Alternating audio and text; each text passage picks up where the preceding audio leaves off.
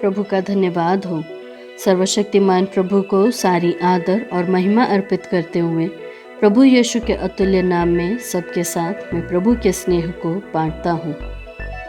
दूसरा राजा 5वें अध्याय का 26वां वचन इस प्रकार कहता है, उसने उससे कहा, जब वह पुरुष इधर मुंह फेरकर तुझसे मिलने को अपने रथ पर से उतरा, तब से वह पूरा हाल मुझे मालूम था।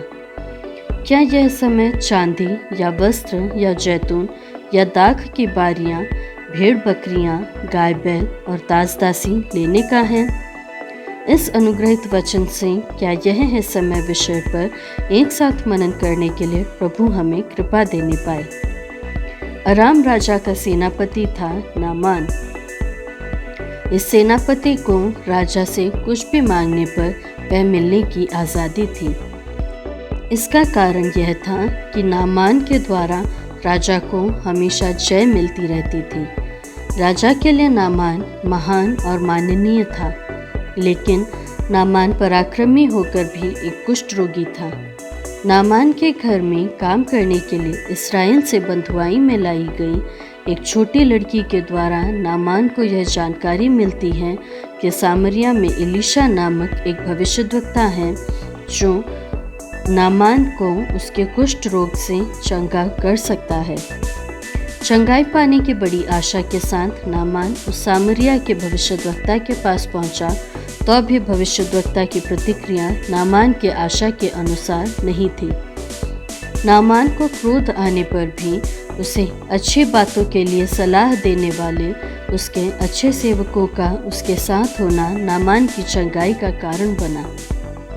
चंगाई पाने वाला नामान बहुत सारी भेंटें एलीशा भविष्यद्वक्ता को देना चाहता था, लेकिन उनमें से एक भी स्वीकार करने के लिए भविष्यद्वक्ता तैयार नहीं होता। भविष्यद्वक्ता के हक की वे चीज़ें जिन्हें भविष्यद्वक्ता ने खुद अस्वीकार कर दिया था, भविष्यद्वक्ता के दास गेहजी को उन्हें पाने के लिए उनके पीछे जाने के लिए प्रेरित करती हैं जिनका वह हकदार नहीं था। मुझे सुनने वाले प्रियों, परमेश्वर हमें जो अनुभव करने के लिए नहीं देते, उन्हें पाने की कोशिश हम ना करें। हो सकता है कि ये कोशिशें सफल हो जाएं, लेकिन इनसे कोई फ़ायदा नहीं होगा। इतना ही नहीं, ये बड़े दुख का कारण बन जाएंगी। ऐसा गेहजी का जीवन हमें सिखाता है।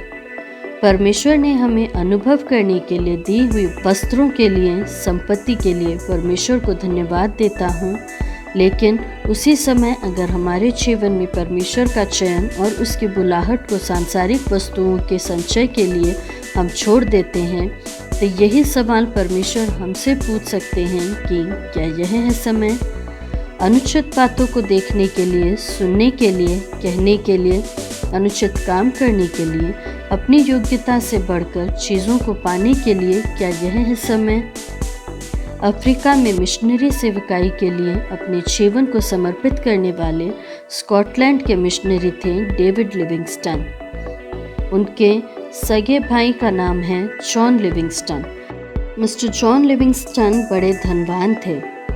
उस समय उनकी जायदाद $5 लाख के बराबर थी। अपने बचपन में ही इन दोनों भाइयों ने अपने आने वाले समय के बारे में निर्णय ले लिया था।